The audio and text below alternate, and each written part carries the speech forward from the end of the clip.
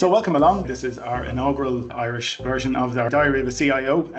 We normally have presented this from the UK with our CEO, Sarah Pawson, but this year we've decided to bring in an Irish version of the event, and I'm delighted to have Aisling Hayes alongside me, who is current COO and the Transformation Director in AXA Insurance. So welcome aboard, Aisling, to our very first Diary of a CIO. Thanks a million, Stephen. I didn't realise it was the first one, so that's yeah, absolutely, scary. Absolutely. Yeah, no, listen, there's nothing to be scared of. So yeah, listen, we've been doing this for, as I say, 18 months or so. I think coming up on 2 years, and it's gone really well. It's a nice way to engage with some of our clients and understand a little bit more about, we create these personal relationships, but I suppose people don't always get to see this side of Aisling, or you know what I mean. You've got a LinkedIn presence. People know you from that side, but it's nice to get a vibe for who's behind the face on LinkedIn and see where things are at. So I suppose we might kick off with discussing your current role, and then we'll sort of head back to what got you to where you are now, and everything in between if we can and if we have enough time. So as I said, you're currently COO and Transformation Director with regulatory responsibility for CIO duties as well. Is that correct? That's quite a title. Yeah, it is. So I'm responsible for transformation in AXA Ireland, and also the IT, digital, strategic change, data and AI, of course, outsourcing, third party, and operation excellence. So there's quite a broad set of teams in there, but they all work really well together. So yeah, I suppose with that kind of broadness and role, no 2 days are really the same. Yeah. So I suppose I find myself zooming in and zooming out just to make sure that the day runs smoothly. But also I suppose the most important thing for me is steering us all towards our long-term transformation goals. Yeah, absolutely. And you've been there coming up on 11 years now at this stage, I think. Yeah. It might be scary when you hear it that way. I'm sort of touching 20. Well, I've just gone over 23 years here, and you kind of get that feeling of where's the time gone, don't you? Yeah, I mean, up until recently, I think I was still the new girl on the block, and suddenly it's I'm one of those environments. Absolutely. Yeah. But I suppose the variation in the titles you've had and the roles you've taken on in that time, that must be one of the reasons why the longevity in your stay has been there. Because you know yourself, CIOs will often, or COOs will often land in a company, have a 3 or 4 year vision, and hope that they deliver that and then look for the next thing. And that hasn't been you, because I've known you a long time, and you've always been with AXA in that time, So what has it been that's sort of kept you there and kept you, invigorated on a constant basis? Yeah, well, I suppose I actually joined as CIO, and I mean, AXA Ireland at the time it was a completely different organization. So I suppose, through the years, I've seen AXA Ireland grow and change, and it continues to change. And that in itself has kept me kind of really interested and challenged. It was back in 2016, actually, that I took on broader responsibilities as a COO, and I was actually responsible for our operations center in Derry and our branch network. So that gave me, I suppose, an amazing opportunity to really understand, to go look much broader than what I was doing at the time, and to really kind of dig deep and understand the business in a much better way. And I suppose it's on the back of that I suppose that has really helped me in my role as the transformation director. And I think definitely what's kept me there is the learning. I definitely never thought I'd say that I was, at this ripe old age, that I'd still be learning, but I'm like a sponge at the moment. I'm absolutely loving it. Just, continuing to understand and challenge as well how the organization, the full breadth of the organization works as part of that transformation role. So it's been, 11 years, and I've, responsibilities have shifted in those 11 years. But right now, I suppose, main part of my role in terms of what keeps me busiest through the day is the transformation director element. I suppose, I've always loved anything that, taking something complex, breaking it down and building it back better. And I suppose the role at the moment is exactly that. because I suppose, AXA Ireland is one of the biggest insurance companies in the market, and leading the biggest transformation program in the market for insurance is a great place to be. Absolutely. And you touched on the continuous learning and the fact that you're like a sponge at the moment. Where does that knowledge and where does that learning come from? Is that coming from peers within the business and leadership within the business? Because obviously you're obviously at a very senior level, but there's still realms within the overall AXA group that you can draw from, draw knowledge from. Or are you finding that coming from outside of your business where you're engaging with others in similar type organizations and then you're bringing that back to AXA? Which way are you sort of attacking that, so to speak? Yeah. Well, I suppose the easy answer would be all of the above. Yeah. Okay. Yeah, I suppose it starts. I mean, clearly, there's keeping an eye on what's going outside in the market. So that's important. Keeping an eye on what's going on in the group, building relationships with my peers at the group to understand what's happening in those entities. But within AXA, as I said, it's about getting involved in more, discussions that are outside of my area. It's about talking to people in different teams at different levels. Obviously, you learn so much when you do even just the call listing. So in my role at the moment, I could be talking strategy on one morning, and then later that day I'm standing at a whiteboard with a team sketching out a customer journey or having a conversation with one of the functional or delivery teams. So you can't be the expert yourself in everything, but there's somebody in the organization who's the expert. So it's about just constantly talking to those people and getting their input, their insight that keeps you kind of learning all the time. Absolutely. And you mentioned something there a few minutes ago in terms of the branch network and being responsible for that back when you kind of kicked off into the COO piece a few years back. I suppose the difference you must see in the financial services landscape and how we've switched away, not fully, I know there's still a branch network there, but if you think about the banks, the insurance companies, the idea of going in to a branch now, and I know it's still an option for some of your customer base, but the idea of going into a branch network to take out your new home policy or your new motor policy is almost alien to a chunk of people now. How have you handled that transition, or how have you sort of found that change? And obviously you're involved in technology transformation as part of what you do, but how have you found that in terms of moving away from that branch network into the more digital environment we're in these days? Yeah, I suppose it's been a while now, but probably about 8 years ago, or 7 years ago, we did go through a process of looking at our branch network, and we downsized our branch network. And that was really about optimizing what we had. We still feel there is a value in our branches. It's just, now it's about making sure that they're in the right areas and that they're doing the right things. But I suppose customers are changing, customer expectations are changing. So we have to keep, we'll constantly be looking at that. What works today mightn't work in 2 years' time, and then might be completely different again in 5 years' time. Clearly, we're moving towards a digitally led world, but there are still customers out there, whether they're vulnerable customers or a particular cohort, or they're in a location where even Wi-Fi isn't great. That actually are utilizing our branch network. But as I said, I don't have a crystal ball right now that says this is what the world is going to be like in 10 years' time.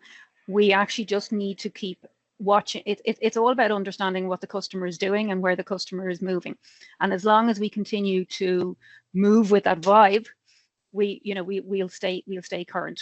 Right now, there is our value in our branch network, and we are working towards actually digitally enabling them and I suppose changing their roles so that they are supporting customers in terms of moving to digital. But we will continue to assess that. Perfect. And in terms of the role you're in now from a leadership capacity, I suppose how do you keep yourself in a situation whereby you can have an environment around you that there's positive and honest feedback coming back to you based on maybe your leadership decisions, the strategy you have for the business? Like I know the team that work with you, and from my experience, they've always said you're very approachable. I'm not just saying this because you're on the podcast now, but they've always said you're very approachable, and you're you're driven, but you are easy to talk to and easy to engage with. How do you create that environment, or what has been your experience in the past? Maybe it's negative experiences that you had that said, well, I'm not going to manage a team that way, or maybe it was a positive experience that you said, yeah, like that's the way I want to run a team in the future. But how do you keep the honest feedback coming to you from a team that are working up into your level? I suppose I remember someone always saying to me, feedback is a gift. And I think, so obviously there are the usual organizational mechanisms that are formal around 360-degree feedback, but they in themselves are quite insightful because they are mostly anonymous. So you do get really great feedback from that, but the informal feedback is important. And for me, I think it's definitely about making time to have conversations with colleagues at every level. Yeah. And the most valuable insight as to, how you're doing or how your team is doing really comes from the teams closest to the customer or the operations or the delivery work. But I also do rely on probably informal mentors and peers outside of AXA for perspective. And of course, my own colleagues. Yeah. We've got great relationships. So we're all pretty honest with each other. Yeah. But for me, it is extremely important to look for feedback, but also stay transparent with your teams. And if you have those difficult questions, like we have our usual COO monthly town hall, and there's always the Slido questions at the end, and most of them are anonymous. And I suppose that gives people the space to ask the questions. So maybe they don't want to speak up and ask, but you got to make sure. And I'm always, I try and be really true to myself in terms of, I'm not going to fudge the answer. Even if it's a difficult answer, I'm going to give that answer. And I think that's really important. Yeah, the anonymous feedback piece can be really helpful, even when you go to the events and the CIO summit, whatever it might be. The ability, because sometimes people have some very insightful questions or advice or suggestions, whatever it might be, but they don't love the microphone put in front of their face. And that can be a really handy way to get some feedback from the crowd when you're running a town hall the size that you would be. I can imagine that's really beneficial. What would you say maybe over the last 3 years has been, I suppose, the biggest challenge that you've run into in the role that you're in with AXA at the moment, and I suppose what did you do to push through that, and what lessons did you take from it? I suppose if I look in the immediate term, I suppose we're just working through the foundational phase of our transformation, but really it took pretty much over a year to get that groundwork in place before we're starting to show visible results. I didn't expect it, but the biggest challenge was actually keeping teams motivated during that period, but also keeping stakeholders feeling included and aligned during that time. That was pretty tough. Yeah. I mean, I remember feeling absolutely gutted with some feedback that a stakeholder gave that they didn't feel close to what was happening earlier in the year. I suppose the lesson for me was that, you can't wait until something is near perfect.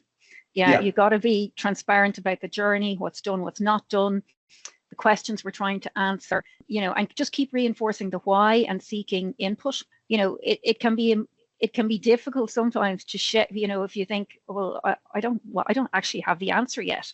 That can be difficult. I'll tell you when I have it. I'll tell you when I have it. Yeah. When I've something that's meaningful to share, I'll ask you. But actually, the learning for me here was, even when you are at the start of the journey, just keep asking, talking about it, seeking input. Yeah. Okay. No, that's really interesting. And I suppose over the years, you've probably seen it, and I've definitely seen it from the other side of the fence when we're trying to help with resourcing or being a partner for a large transformation program or whatever it might be. It sounds like, as tough as it has been for you to keep the stakeholders engaged, to keep the executive engaged, because I've no doubt that you got pressure from the exec as well, asking you, well, where are we at with this? Why is it taking so long? But we've both seen programs and large transformation programs fall flat on their face in year 2 and year 3 because the foundations were never actually put in place. So I think you deserve a lot of credit for standing firm on that and ensuring that you gave it the time to be comfortable when you walked into the next step to say, okay, I'm happy with the foundations. I'm happy with what we've done to map out what we want to actually achieve in year 3, year 4, year 5. Because so often we've seen a lot of money spent and not a lot of results delivered in big transformation programs. It's important that it's not just me and it's not just my program. And we're definitely there now in AXA. And part of that was making sure that we have one, leaders across the business were seconded into the program. We built cross-functional squads to break those silos, and really worked hard on the why, and across all teams, even at the exec level, agreeing and aligning on the, what success looks like for us all. Yeah. Because if we all align, if we're all stand behind what success looks like, well, then we're all pulling in the same direction, and we're all accountable and owning the transformation. And I think that was key in terms of getting this right.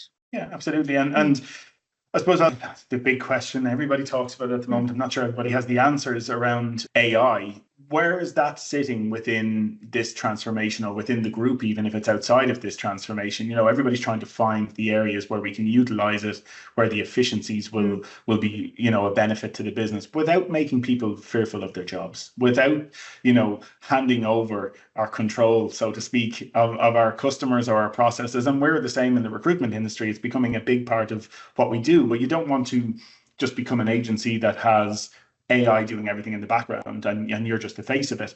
How have you looked to implement that into your transformation program, and where AXA is going on its roadmap to make the most of it in its current state? Because we both know 2 years from now, it'll be very different than what it is now, but in its current state, how do you see that engaging with what you're doing? Well, what? AI has been in insurance companies for a long time, because you've got, that's the basis of the pricing models, the claims analytics. So, for us now, it's about expanding that approach, that capability, and scaling it over time. So we're actually running, and the best way to do that is to run the like a 2-track process. So it's not just about what transformation the program can bring in terms of AI. We're actually we're trialing it in in the existing business, and we're referring to as BAU. We're looking at how can we help agents in terms of being more efficient, the customer service automation, whether it's claims triage, whether it's fraud detection, and whether it's that personalized experience from a customer perspective. So for us, AI is part of insurance, and analytics is part of insurance. Yes, we have to be more structured in how we approach that, and I've brought in a chief data officer to lead in that regard. But it's not a case of decentralizing everything, because the optimization of those models and the sweating the asset needs to come from the various business areas. But running a 2-track process, trialing different things, whether it's claims, customer experience, the technical excellence piece or efficiency piece, and then scaling it through the business transformation program. But I suppose while there's opportunities with AI, we also need to be really careful. There are risks. Even if you use ChatGPT yourself at a personal level, you'll see that sometimes you ask a question and that the answer is wrong.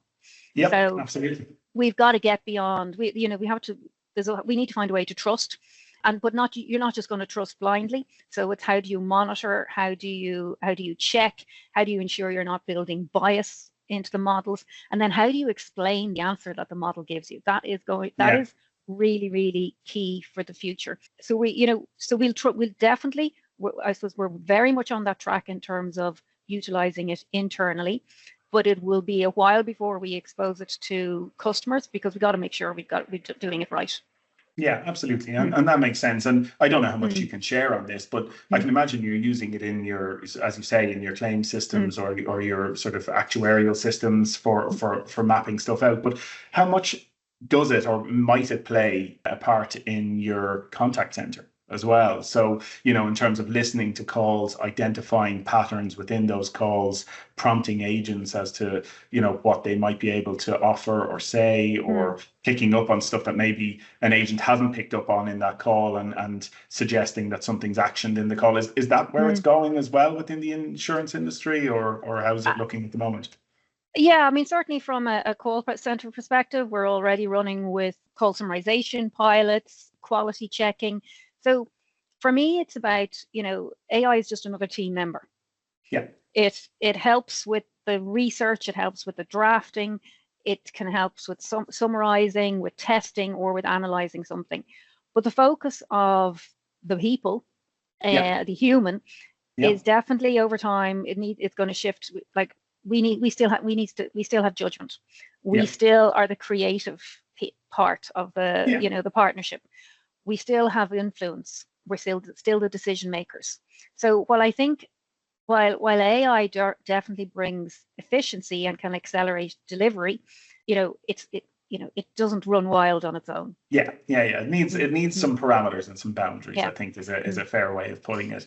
And obviously you've mentioned there earlier on that the current transformation program you're running is the largest that's been undertaken in the insurance industry. What's been, I suppose, the most rewarding part of that for you? What have you found has really given you sort of the smile on your face or the pep in your step when you want to go on a miserable Friday afternoon like it is now today? What brings that to you? I suppose, we're still only at the start of it. There will be many years, and there's only one horizon. There'll be many horizons of transformation.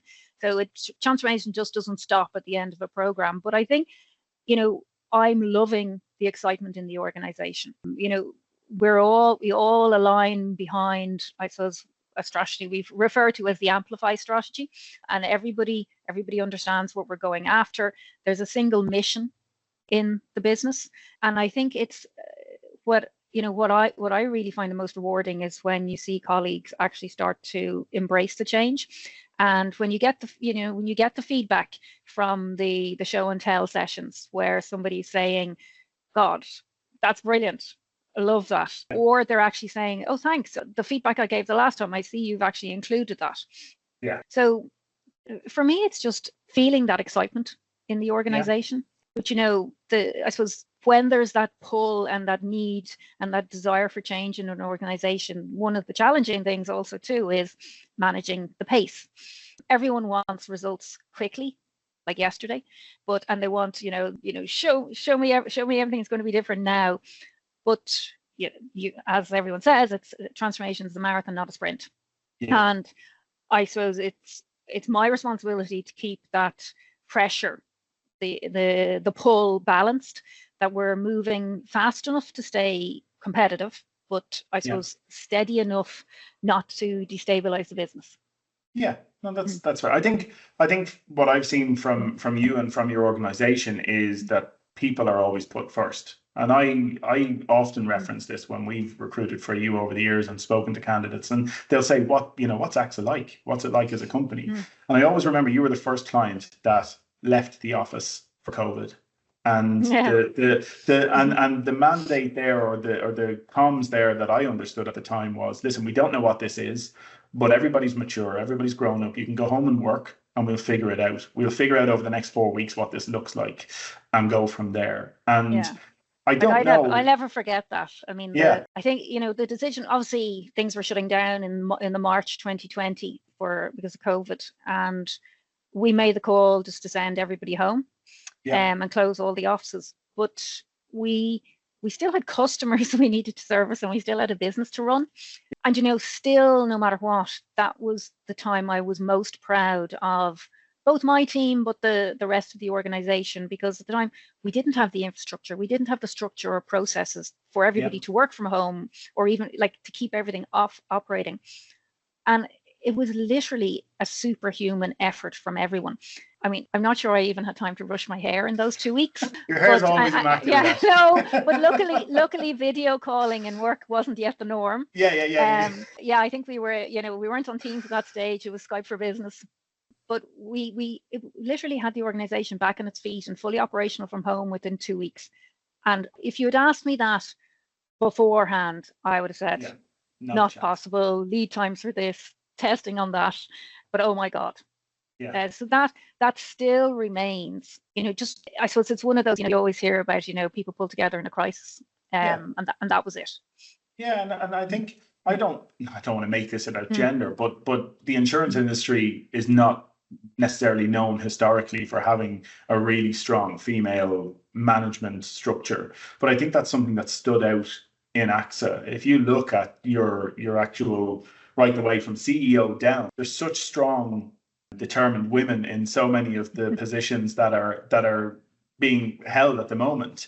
And I think that has an impact. I think that has an impact for us in terms of when we have candidates working with you guys, as an example. They feel that. I don't want to say men don't have empathy, but I think when there's a full management structure and it is predominantly female, perhaps there is a more empathetic approach to how things are done. I don't know. You're the only. I don't know. Like I've been in insurance now for a while, and honestly, I do remember the broker world, and at the time there was a lot more males in there. But in the insurance business, I've always felt it was quite equal, and particularly in AXA. So I honestly, I'm not sure if it's a gender thing. I think it's the energy of an organization, and that energy is created from the top down. And right now we have there's so much energy. Yeah, no, that's amazing, and so it's not a gender thing; it's an AXA thing. That's basically, and that's amazing in itself. I suppose leading on to that, if we're looking at, say, diversity in leadership, what do you feel can make a real difference? Because AXA have stepped out of that zone, and this is probably a handy segue, but AXA have, sort of led in that sense. But, you've worked in other companies in the past. I know you're similar to me in that not had too many companies, just very long spans with each of them over the years. But when you were with Accenture, you no doubt you went and were on many different client sites over the years and saw different things. What do you think are the practical steps that make a difference for ensuring you have a nice balance, between everybody? It doesn't even have to just be gender. It doesn't have to be gender specific. It more so the balance within your leadership team or within a team. What do you think makes the most of that? I suppose it's diverse. I mean, diversity is about many facets, and gender is only one of them. And obviously, but I personally, I can speak to gender and understanding that women in particular going for roles, sometimes they're like, oh God, I have to look after the kids as well as this. How am I going to take on more? And I've always said, don't try to overthink it beforehand. Just go for it. You'll figure it out when you get there. But I think broader than that, though, it is about consciously removing invisible barriers, and whether that's, really being it. I think it's just down to being aware of how you're pitching something, whether it's how you advertise the role, the panels, who's interviewing, what the mentoring pipelines are in an organization, because you definitely can't just hope diversity will happen, and that's diversity across all facets. I think you have to make sure you're engineering for fairness. Okay, no, that's interesting. And I suppose, how do you, so you're engineering for fairness, you're setting up a culture that's the way you want to see it. And from what you're saying there, it's something that you maybe came into as well. It's not like you've had to redesign the culture in AXA. It was very much a way of being there. The culture has evolved, and it continues to evolve, and it changes. It has absolutely, and it keeps changing, and we hope it keeps changing. And you want to keep kind of making it better and bringing, letting go some of the things that aren't working and bringing the good things with you. Yeah. Okay. And what do you think from your perspective then with leadership over the years? Like, what's been your habit, or what's been your go-to? Are you a fiend for leadership books, or do you find yourself more sort of, adopting from people you see and stuff like that? Or, what's influenced your approach the most over the years? I would definitely say not books on leadership, because I don't have time. Yeah, fair enough. I have three. And I have three kids, and I'm on standing on the sidelines at the weekends and in the evenings. Yeah, it's definitely being influenced and watching the people around you, and not just in your in the local organization, but broader. So I'm constantly, and even looking at my colleagues now, and my own team, people who are on my team. Looking at them and going, God, I really admire that thing that they do, or how they behave in that situation. So it's trying to be aware all the time of the good stuff, assimilate it, copy it. Yeah, absolutely. So we were talking there a moment ago. Obviously, you started off in Accenture. You were there for what, 11 years, was it? Yeah, about that. Yeah. Yeah, and then a chunk of. I'm actually remembering this. I didn't write this down, but I did have a look earlier on. So calculating my age next. Yeah, no. Well, I won't go into all of them, don't worry. But like you did Accenture, then you did RSA, and then obviously being Mm, an AXA since then. mm. So like when you were in Accenture, was this always an ambition of yours? Was your ambition to get to the top, or was it as some different people have different ideas when they're in their Mm. 20s versus their 30s versus their 40s, And I'm just wondering what was Ash's, what was Ashlyn Kay's when she was 24, 25? What was your thoughts for X amount of years later? Where did you want to get to? And have you actually closely followed that path, or has it gone in a different direction? No one, what I'm saying is, no one Yeah. leaves school and thinks I want to be a recruiter, right? I promise you that. You ask every recruiter in the world, no one leaves school and says, Mm. I want to be a recruiter when I grow up. So this is just something that happens to most of us, and then you end up in that industry for X amount of years. But from your Yeah. perspective, what was your journey, and have you Yeah. got off the path? Well, I definitely, I'm sorry to say I didn't really have a plan. I was an engineer. I did engineering in college, so I definitely Yeah. didn't expect to be here. I didn't even when I got into consulting, I didn't have a clear plan to move to to C-suite. I suppose my focus was always on problem solving and getting things done rather than climbing ladders. And my reputation was built on that problem solving and getting stuff done. And I do actually remember one project where everything that could go wrong went wrong. And I kind of found myself in a situation where I was leading by default, like just pulling together different teams from lots of different areas. And afterwards, when it was all sorted, the client thanked me for holding everything together for them. And I was like, it was Is a that what light I bulb. just did? Yeah, Yeah, you're so yeah. in And it. Yeah, you it don't was a see bit of it. a moment when I thought, kind of maybe leadership isn't this sounds a bit, but leadership isn't a destination. Yeah. It's about just kind of showing up for others, even when it's a bit messy. And and that kind of that just simple thank you made me think I'm not too bad here. I can do this. Yeah. And I suppose I was lucky in a way that others had more confidence probably in me than I had in myself. I have loads of confidence in myself now, but it wasn't something that came Yeah. overnight.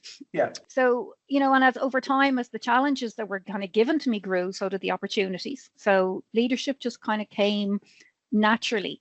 Yeah. So, I Okay. mean, I but I suppose I'm blessed that I've worked my way into a job and a role and a career that I absolutely love. And I think that's really important. Like if you're going to work and it's not what you want to do, just step Stop doing away. it. Yeah, Yeah. stop doing it. Try if you Mm, can. I mm, know sometimes we can say that, and it's mm, easier said than done because people have committed to bills and a life and whatever it might be. But also life's too mm. short to be unhappy every day going into the Yeah. office, Oh, regardless of don't get what me that wrong. office is. If I won the lotto, it'd be Yeah, a different story.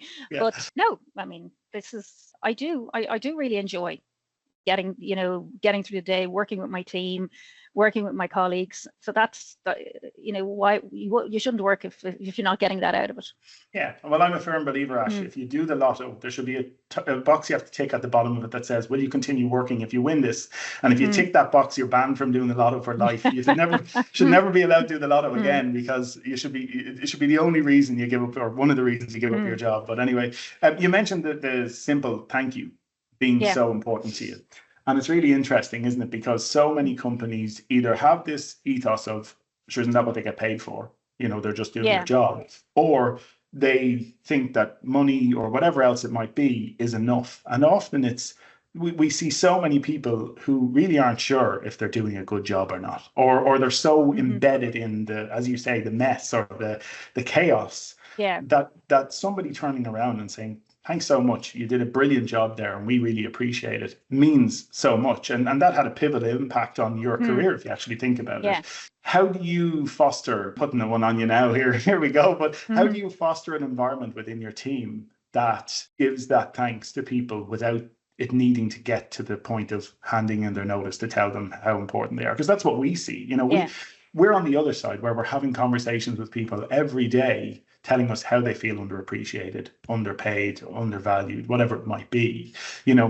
We don't see a high level of attrition from your organization. Mm, So obviously there's something being done there to mhm. keep people involved. And as you say, you keep them engaged. You try and have Yeah. these meetings even when everything's not worked out. But how do you foster a culture whereby people feel appreciated without it having to get to the boiling point, so to speak?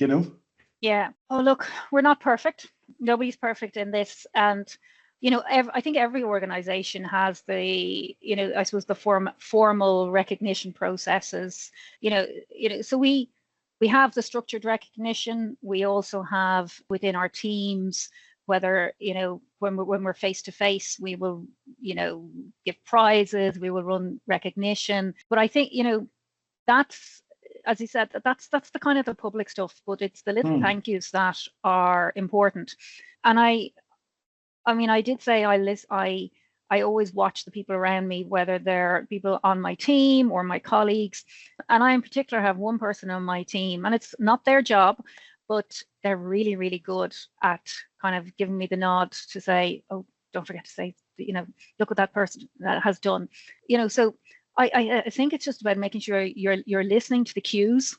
Yeah. That this, there's somebody, because often when you're running so fast, you don't see it. So I think it's making sure you're taking the cues either from, if you see it yourself or others are saying it, to say thank you. But it's definitely one of the areas I think we can even do better at.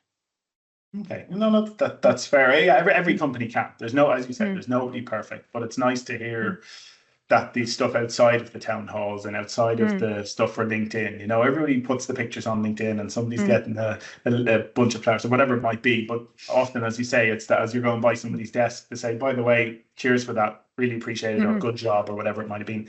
That's sometimes what sends people out the door feeling, a foot taller on a Friday than they did before.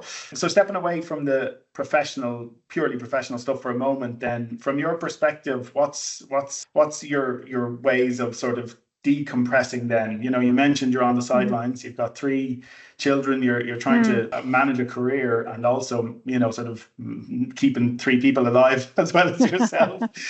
So what's the stuff that you do? You said you don't have the time for reading leadership books. You might, prefer to do something else. What do you do to switch off, to have that little bit of balance, or is it hard? It is. I suppose I do a lot of weight training, resistance training. And I like it's class based, so I'm not just doing it on my own, and I really, really enjoy that. Now, in an ideal world, I'd be going 3 or 4 times a week. At the moment, it's maybe twice or once a week, but it definitely keeps me, getting exercise in keeps me sane. And whether that's having the time to go to the gym, or going for a walk in the late evening with friends, neighbors, someone in my family. Yeah, it's creating that headspace. And I've a it's great, not one-on-one necessarily. You're getting the vibe of the class, or you're getting out to yap with a couple of people in the evening time and just decompress. Yeah, and actually for a good while, so my daughter's just started college, but when she was in school, that our times kind of aligned, so she would come to the training with me, and I loved that. So yeah, for me, it's exercise is key to keeping me feeling sane, and just the chats with friends and family. Can't beat them, can you? You can do all the things in the world, but having a chat and just shooting the breeze, whether it's professional or non-professional, or stuff that got in the way, is magic. If we're reflecting on stuff that you've done over the last 15, 20 years, and you were looking at sort of a couple of decisions, I should ask you this, are you someone that looks back and sort of says, I should have done this, or I should have done that, or I wish I'd done something different? Or are you somebody that says, no, we power forward, you can't change what's happened previously, and we look to the future and we try and sort of improve on a continuous basis? Which is your approach? And if it is to look back, what might you have changed? Sorry, very long-winded question there. Yeah, no, honestly, I don't look back, because what's the point? Yeah. So you only look back if you want to learn from, want to do better next time, but you don't regret it. Don't regret anything, because everything is everything you do, everything that you experience, I believe, shapes you, and you learn from it. And even those experiences that were hard, they shape you. They create. They make you stronger. So no, it's.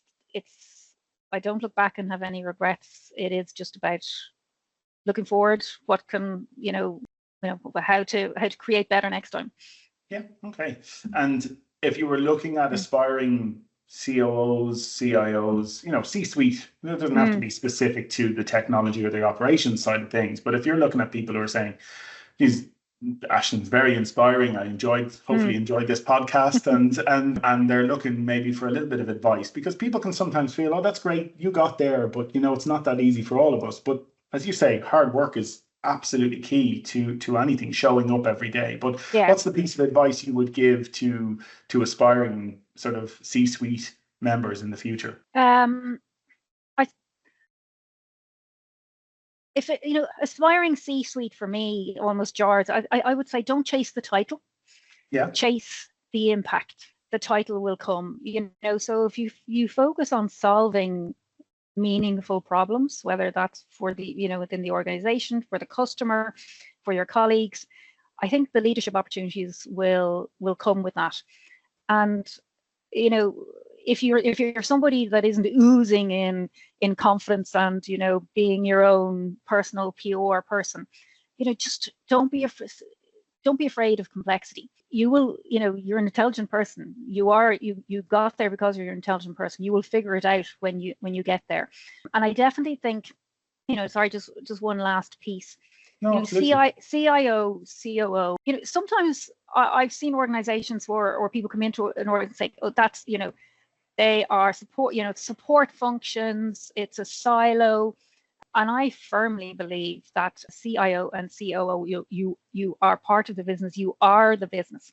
And the best CIOs and CIOs are the kind of the translator between the business, the technology, and the people. And you're constantly making sure that you're building trust in all of those areas. And I think if you're constantly thinking about the interactions between, the people, the business, the technology, and not just technology, well, then you're going to be an effective leader of change. Okay, that's some really good advice, and I think I think I found my soundbite for when we put this on LinkedIn, where you say, don't chase the title, chase the outcome, and chase the impact. Sorry, chase the impact. I'll get it right when I look back. Don't worry. Well, you know what I mean. But it's a great piece of advice, because people can get hung up on the title and sometimes don't think about what change they can impact along the way. And it doesn't have to be the title. Sometimes the title isn't everything, So that's a really nice piece of advice. One thing that we're doing, I suppose, as part of this is to ask you if you would leave a question we may be stealing this from another popular podcast, but the idea is to leave a question for your next guest, or for the next guest on this podcast, something you'd be curious to hear their perspective on. And is there something that you would ask them, maybe? Well, I think, kind of pulling on the thread where you asked me around, how I learn from others, I would ask, what's the one leadership behavior you've seen in others that you're consciously trying to take on or adopt yourself, and why? Interesting. I like that. That's a nice question, and I'll make sure we have it asked, and I give you the answer on that once we have it on our next podcast, which will be up very shortly. Listen, from my perspective, I've loved spending the time chatting to you. It's lovely to get this sort of time with you and get an insight into what your thought process is, and how you've helped build the team that you have in place at the moment, and to see how well AXA is performing, and this transformation program hopefully will go from strength to strength over the next couple of years. So from me, from everybody at Fruition, and from everybody listening, thank you so much for your time. Really appreciate it, and loved having you on. Thanks a million, Stephen. I enjoyed the chat. Thanks, Ash.